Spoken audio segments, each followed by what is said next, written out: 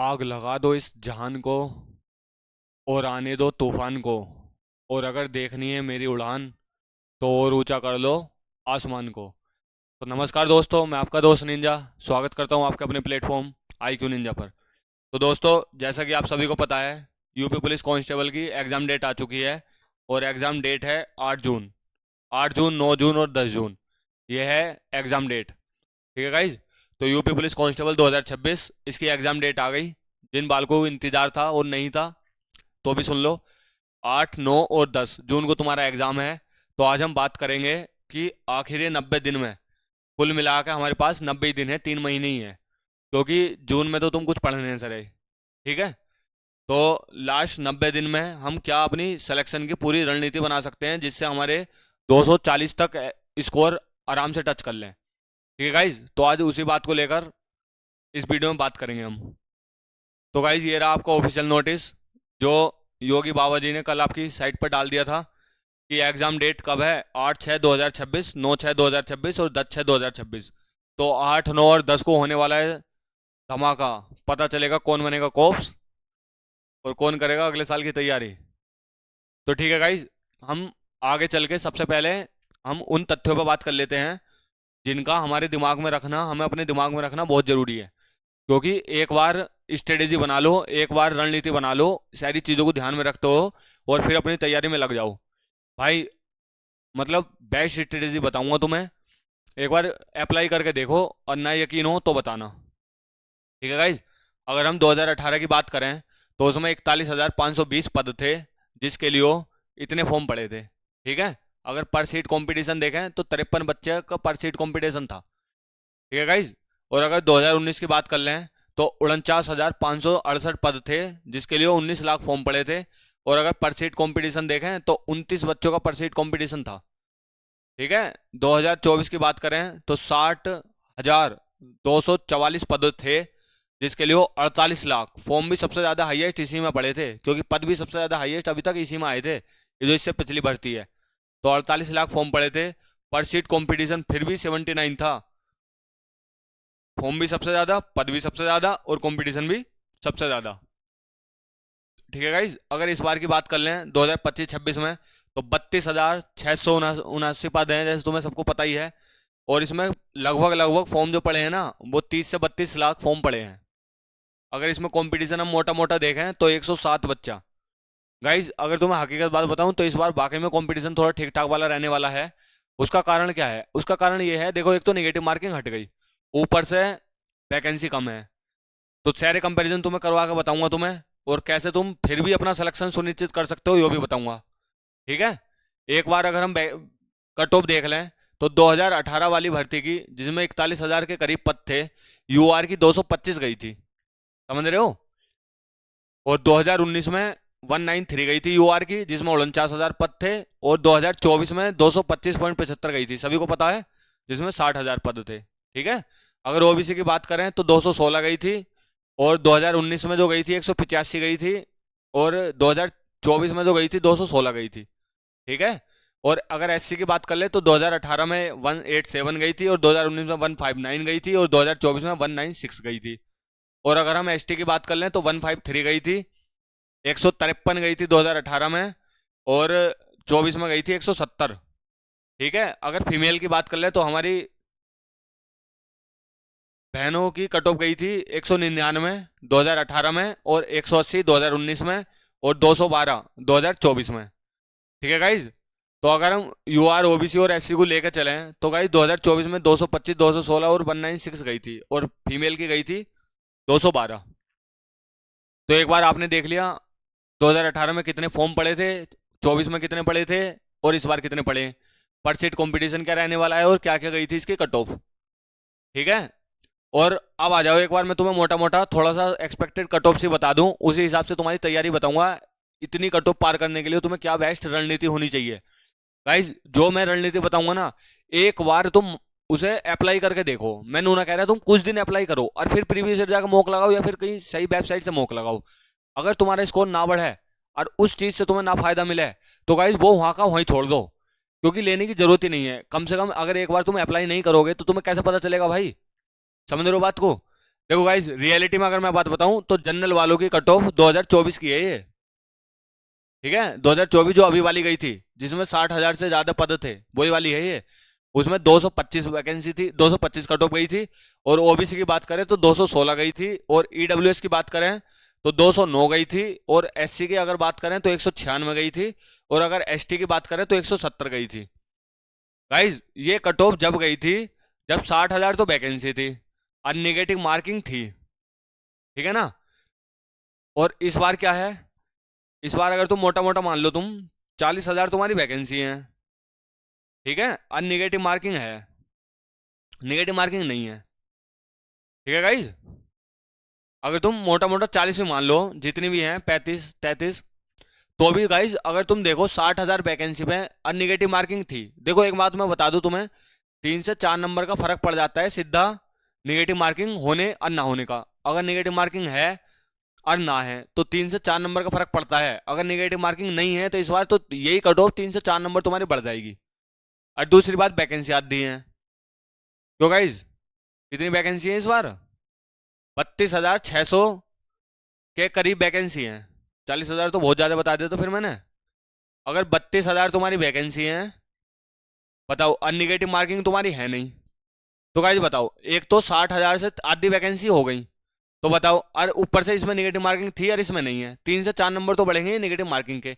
और आधी वैकेंसी के कंपटीशन इतना भी कम ना हुआ, बच्चे ठीक ठाक ही लड़ेंगे। आंखें बंद करने से अंधेरा नहीं होता। कम से कम 8 से 9 नंबर कट ऑफ बढ़ जाएगी भाई 2024 वाली से। 8 से 9 नंबर कट ऑफ बढ़ जाएगी। कितनी? 8 से 9। आ रही मेरी बात समझ में? तो ये, इसे अगर 10 नंबर बढ़ा में तो ये 235 तक पहुंच जाएगी। अगर इसे हम 10 नंबर बढ़ा में तो 225 तक पहुंच जाएगी, ठीक है। और इसे हम 10 नंबर बढ़ा में तो 219 तक पहुंच जाएगी। और इसे हम 10 नंबर बढ़ा में तो 206 तक पहुंच जाएगी। इसे 10 नंबर बढ़ा में तो 180 तक पहुंच जाएगी। भाई जिसका स्क्रीनशॉट ले लो, और जिस दिन रिजल्ट आए ना पीएमटी के लिए और फाइनल के लिए हो, उस दिन मुझे बता दियो तुम। क्योंकि गाइज अगर तथ्य तुम्हारे सामने हैं, अगर 2024 में इतनी इतनी कट ऑफ गई थी, वो भी 60,000 वैकेंसी होने के बाद, और जबकि निगेटिव मार्किंग उसमें थी, तो क्या आधी वैकेंसी होने के बाद और निगेटिव मार्किंग ना होने के बाद कम से कम 7 8 नंबर ना बढ़ने की कट ऑफ? क्यों गाइज, भ्रम से बाहर निकलो। अपना टारगेट कम से कम 240 तो होनी चाहिए, वरना 235 30 इतने तो तुम्हारे आने ही चाहिए, कोई भी कैटेगरी में तुम क्यों ना हो। तो ठीक है गाइज। और अगर मैं अब अगली, अब मैं स्ट्रेटेजी की बात कर लूं, ठीक है। अब मैं अगर रणनीति की बात कर लूं कि तुम्हारी क्या रणनीति होनी चाहिए। देखो भाई, सबसे पहले देखो सब्जेक्ट रीजनिंग, 55 क्वेश्चन है, सबसे हाईएस्ट वेटेज है, 55 ही है। बाकी मैथ में आ जाते हैं वे क्वेश्चन। मैथ में केवल और केवल 19 से 20 क्वेश्चन आते हैं मैक्सिमम, ठीक है। और हिंदी की बात कर लूं तो एग्जैक्ट 38 क्वेश्चन है, 37 38 क्वेश्चन। और जीके की बात कर लूं तो 38 क्वेश्चन है, ठीक है। ये 37 हो जाते हैं वैसे। ये 37 क्वेश्चन है और ये 38 क्वेश्चन है। तो गाइज सबसे पहले मैं बात करूंगा रीजनिंग और मैथ की। देखो गाइज, एक बात मैं तुम्हें बताऊं, जो सिलेक्शन वाले बच्चे हैं ना, जिनका नाम होगा, जो सिलेक्शन स्टूडेंट्स हैं, वे इस टाइम दो कैटेगरी में बटे पड़े हैं। जिनका सिलेक्शन होगा वे, एक तो 80% बच्चे हैं यहाँ जिन्होंने अपना सिलेबस पूरा कर लिया। 80% उन्हीं बच्चों का जिन्होंने अपना सिलेबस पूरा कर लिया, 80% उन्हीं बच्चों का सिलेक्शन होगा। और 20 से 15% बच्चे वो हैं जिन्होंने अपना सिलेबस पूरा केवल 50% ही कर पाए हैं या फिर कर रहे हैं। तो बेबी सिलेक्शन लेंगे, कम से कम 20% तो बेबी लेंगे। उनमें जनून है भाई, ये तो बुढ़े हो गए। तो जिन्होंने सिलेबस पूरा कर लिया 80% तो फिर भी वही लेंगे, और 20% ये भी ले लेंगे। तो गाइस सबसे पहले मैं इन बच्चों को बता दूं कि अगर तुम्हारा सिलेबस 50% ही हुआ है, या तुम्हारे अभी तक कुछ चैप्टर ऐसे हैं जो तुमने छुए भी ना है या पहली बार ही देखे, तो सबसे पहले जाकर अपना सिलेबस पूरा करो भाई। कहीं से भी करो, चाहे बुक से करो, यूट्यूब से करो, किसी भी प्लेटफॉर्म से करो। अपना सिलेबस हर एक चैप्टर जो जो रिलीवेंट है तुम्हारे एग्जाम सिलेबस में है, सबसे पहले उसे पूरा करो, ठीक है। और इनका काम ये हो चुका है। फिर उसके बाद आ जाओ, अगर तुम्हारा सिलेबस पूरा हो गया, उसके बाद आ जाओ अब तुम्हें क्या करना चाहिए, ठीक है। अब ये दोनों ही बच्चे हैं, इन दोनों बच्चों को क्या करना चाहिए? इन दोनों बच्चों को सबसे पहले देखने चाहिए प्रीवियस ईयर क्वेश्चन, ठीक है गाइज। प्रीवियस ईयर क्वेश्चन एक बार सिलेबस पूरा हो गया, इनका तो सिलेबस पूरा है और इनका सिलेबस पूरा हो गया, ना हुआ तो कर लो, ठीक है। फिर देखो तुम सबसे पहले प्रीवियस ईयर, ठीक है गाइस, प्रीवियस ईयर पेपर देखो सेक्शन वाइज, उसमें जाकर पता करो कौन से चैप्टर का कितना वेटेज है, ठीक है। उसमें पता करो कि रीजनिंग में कौन कौन से चैप्टर ज्यादा इंपॉर्टेंट है, रिपीटेड है, मैथ में कौन कौन से ज्यादा इंपॉर्टेंट है, रिपीटेड है। उसी प्रकार हिंदी में और जीके में भी पता करो कि पॉलिटी कॉन्स्टिट्यूशन कितने नंबर का आता है और मूल विधि कितने नंबर की आती है, मूल विधि तो आती ना वैसे इसमें, और करंट अफेयर कितने नंबर का आता है, यूपी विशेष कितने नंबर का आता है, ठीक है गाइज। और उसी प्रकार अपनी रणनीति बनाओ। अब रणनीति यो है, देखो रीजनिंग और मैथ की सिंपल सी रणनीति है, एक बार तुम्हारा सिलेबस हो गया, ठीक है, उसके बाद तुमने पीवाईक्यू लगा दिए, ठीक है। अब उसके बाद डायरेक्ट आ जाओ रीजनिंग और मैथ में प्रैक्टिस सेट पे। प्रैक्टिस सेट देखो गाइज, प्रैक्टिस सेट चाहे तुम यूट्यूब से करो, ठीक है, चाहे तुम टेक्स्ट बुक से करो, चाहे RWA से करो, चाहे एग्जामपुर से करो, जिससे तुम्हें करनी है उससे करो, ठीक है। लेकिन प्रैक्टिस सेट डेली एक लगाओ, और बस ध्यान इस बात का रहे कि चाहे यहां से करो यहां से करो, वो पीवाईक्यू ओरिएंटेड होने चाहिए, ठीक है गाइज। वे होने चाहिए पीवाईक्यू ओरिएंटेड, प्रीवियस ईयर पर आधारित होने चाहिए। अगर वे ही ना हो तो कम से कम उस जैसे तो हो, समझ में आ रही है बात। अगर तुम ये चीज करोगे, और इससे अगला स्टेप क्या होगा तुम्हारा, तुम्हारे दो स्टेप होंगे इस स्ट्रेटेजी में, पहला और दूसरा। पहला स्टेप तो यही है कि तुमने सिलेबस पीवाईक्यू पूरा कर लिया, उसके बाद प्रैक्टिस सेट शुरू करो, ये तुम्हारा पहला स्टेप है। चाहे यूट्यूब से करो, टेक्स्ट बुक से करो, RWA से करो, एग्जामपुर से करो, जिससे करने करो, बस ध्यान ये रख लो कि प्रीवियस ईयर क्वेश्चन पर आधारित होने चाहिए, ठीक है। पहला स्टेप हो गया तुम्हारा पूरा। उसके बाद तुम्हारा दूसरा स्टेप है। दूसरा स्टेप तुम्हारा बच्चों यो है कि तुम्हें इसमें से वो चैप्टर छाटने हैं,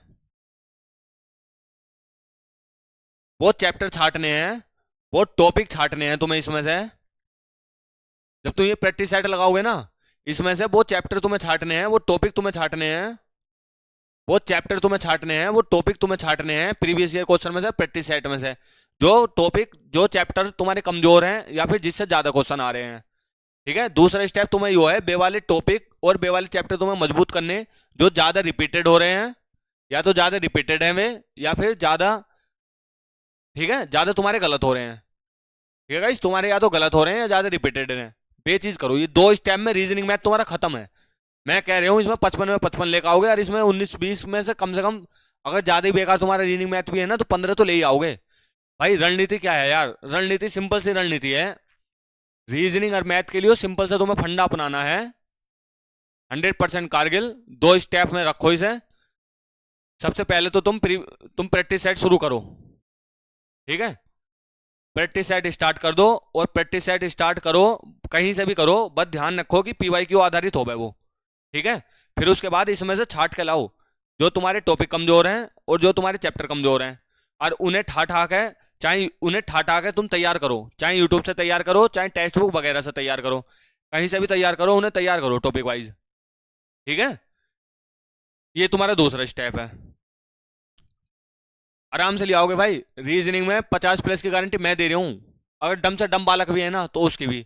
और मैथ में अगर जो सही बालक है वो 15+ कर जाएगा, जो 12 है वो 13-14 तो वो भी कर जाएगा कम से कम, ठीक है गाइज। और अगर हम अब बात कर लें हिंदी की, तो गाइज हिंदी का कोई इतना बड़ा इशू ना है, सिलेबस हिंदी वैसे यूपी वाले बच्चों के खुद ही मजबूत हो गए। बस तुम डेली या तो चैप्टर वाइज लगा लो, या तो डेली एक चैप्टर कर लो वन शॉट में, मतलब वन शॉट वाली वीडियो खूब पड़ी रहती है यूट्यूब पे, कोई सा भी चैप्टर उठाओ, जो बातचीत उठा लिया, ये उठा लिया, एक चैप्टर एक दिन में खत्म कर दो। या फिर अगर चैप्टर तुम्हारे पढ़ लिए, उस अगले दिन प्रैक्टिस सेट लगा लो, उसमें सारे चैप्टर कर लो, ठीक है। प्रैक्टिस सेट पीवाईक्यू आधारित होना चाहिए। रीजनिंग में 37 की जिम्मेदारी यहाँ से आ जाएगी, ठीक है गाइज, समझ में आ रही है। एक दिन चैप्टर वाइज कर लो, एक दिन प्रैक्टिस सेट लगा लो, एक दिन चैप्टर वाइज कर लो, एक दिन प्रैक्टिस सेट लगा लो, या फिर 2-3 दिन चैप्टर वाइज लगा लो और 2-3 दिन प्रैक्टिस सेट कर लो। रीजनिंग का काम खत्म। उसके बाद आ जाओ जीके में। तो गाइस जीके में तुम्हें एक अच्छी बात बता दूं, जीके इतनी भारी ना आती, यूपी की जीके में तुम्हें 20 नंबर लाना ज्यादा मुश्किल काम ना है। देखो जीके में एक तो यूपी विशेष पढ़ लो, कहीं से भी पढ़ लो, यूट्यूब से पढ़ लो या क्वेश्चन लगा लो, प्रीवियस ईयर आधारित पढ़ लो, और करंट अफेयर पढ़ लो, ठीक है। और उसके अलावा पॉलिटी कॉन्स्टिट्यूशन पढ़ लो, यहाँ से काफी क्वेश्चन मिल जाते हैं फिर भी, ठीक है। उसके अलावा अदर जो रह गए स्टेटिक वाले वो पढ़ लो। और पढ़ोगे कैसे, सब वीडियो के वन शॉट उठा उठा के पढ़ लो, ठीक है। जिस दिन रीजनिंग मैथ की प्रैक्टिस को मना कर दिया उस दिन जीके और हिंदी के बंसोड़ उठा के पढ़ लो। ठीक है गाइज। इसके अलावा इसके प्रैक्टिस सेट इतने ज्यादा कारगिल करे ना, इसके प्रैक्टिस सेट ना लगाओ तो भी कोई दिक्कत ना है। ठीक है गाइज। अब मैं तुम्हें बता दूं कहाँ से तुम्हें कितने नंबर मिल जाएंगे। देखो, अगर मैंने तुम्हें रीजनिंग मैथ की ये रणनीति बताई है ना, रीजनिंग मैथ तुम्हारा कारगिल है। कहाँ चला गया, अभी तो था यहीं। चलो यहीं बता देता हूँ। अगर मैंने तुम्हें रीजनिंग मैथ बताया ना, इस 55 क्वेश्चन में से अगर मेरी स्टडी से चलोगे 50 क्वेश्चन की गारंटी मैं ले रहा हूँ। मैथ में अगर तुम्हारे रीजनिंग में 55 क्वेश्चन रीजनिंग में आ भी जाते हैं, अगर मैथ में तुम्हारे क्वेश्चन मान लो मरे से मरे 12 भी सही हो गए, ठीक है, और अगर 35 तुमने हिंदी में ही सही कर लिए, जैसे मैंने बताया ऐसे करोगे तो ही कर लोगे 35, और जीके में 38 में से भाई 20 तो तुम सही कर ही लोगे। क्योंकि जीके इतनी भारी नाथ थी, जीके एसएससी की काफी भारी आवा है, लेकिन यूपी की जीके इतनी भारी नाथ थी, अगर तुम यूपी विशेषी पढ़ लो, करंट अफेयर पढ़ लो, स्टैटिक वगैरह पढ़ लो तो भी ले आओगे तुम इतने। ठीक है। और रीजनिंग के नंबर डिपेंड करें प्रैक्टिस पे, और कैसे कैसे प्रैक्टिस करनी हो मैंने तुम्हें बता दी। तो कितने कितने नंबर बैठ रहे गाइस ये, 5 2 7, 20 इसमें, 35 इसमें, और 12 इसमें, 50 इसमें, 5 2 7, 5 और 1 6, 3 9, 10 11, 3 2 5 5 10 और 1 11, 5 2 7। ठीक है गाइस। अगर 55 में से तुम 20 नंबर भी ले आते हो और रीजनिंग में 37 भी ले आते हो, इसमें 20 भी ले आते हो तुम, तो 55 और 20 70 नंबर तो तुम्हारे यही हो गए, 70 क्वेश्चन। उसके बाद अगर तुम 15 इसमें भी ले आते हो मैथ में, और 35 ले आते हो तुम हिंदी में, 5 और 5 10, 3 और 1 4 1 5, 50 हो गई है। 5 और 5 10 दोबारा 120, 240 नंबर तुम्हारे आराम से बैठ रहे हैं। ठीक है। अगर 117 भी ले आ रहे हो तुम, तो 7 दूनी 14, 2 एक ना 2 और 1 3, और 2 एक ना 2, 234, 235 के नंबर तो तुम तो भी ले आ रहे हो। तो गाइज 235 तो 50 इसमें लेगाओ, 12 इसमें लेगाओ, 35 इसमें लेगाओ, 20 इसमें लेगाओ।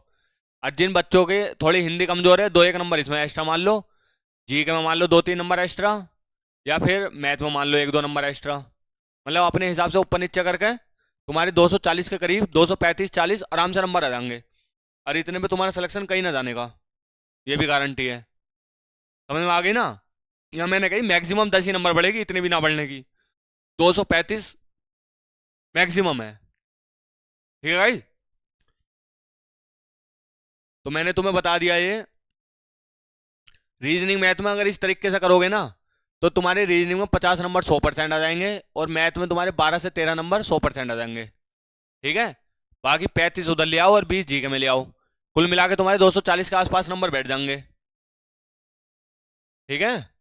और इस बार तुम्हारा वर्दी का सपना बेस्ट स्ट्रेटेजी के साथ कंप्लीट हो जाएगा। ठीक है गाइज। तो लग जाओ अपनी तैयारी में। ठीक है, अपनी तैयारी में जोरों शोरों लग जाओ, अपना थोड़ा 90 दिन का शेड्यूल बना लो, रीजनिंग मैथ का प्रैक्टिस सेट करते रहो, और जो टाइम मिला उसमें हिंदी और जीके की थ्योरी करते रहो। बस एक चीज का ध्यान रखो कि प्रीवियस ईयर आधारित हो, बकवास ना हो, क्योंकि बहुत सारे बच्चे हैं भाई वे पढ़ते रहे हैं, मेरे आसपास भी हैं, लेकिन मतलब सिलेक्शन हो नहीं पाता। उसका कारण है भाई, थोड़ा ध्यान से पढ़ो यार, कम से कम पीएमटी के लिए तो क्लियर करोगे तुम, अगर सही पढ़ोगे, अगर बिल्कुल जीरो भी हो ना तो भी, लिख के दे रही हूँ मैं भाई, फाइनल तो फिर हो ही जाएगा, फाइनल में तो तुम्हारा लक फैक्टर भी काम करने लगा है। ठीक है गाइज। तो चलता हूँ, आज की वीडियो में इतना ही। जय हिंद जय भारत।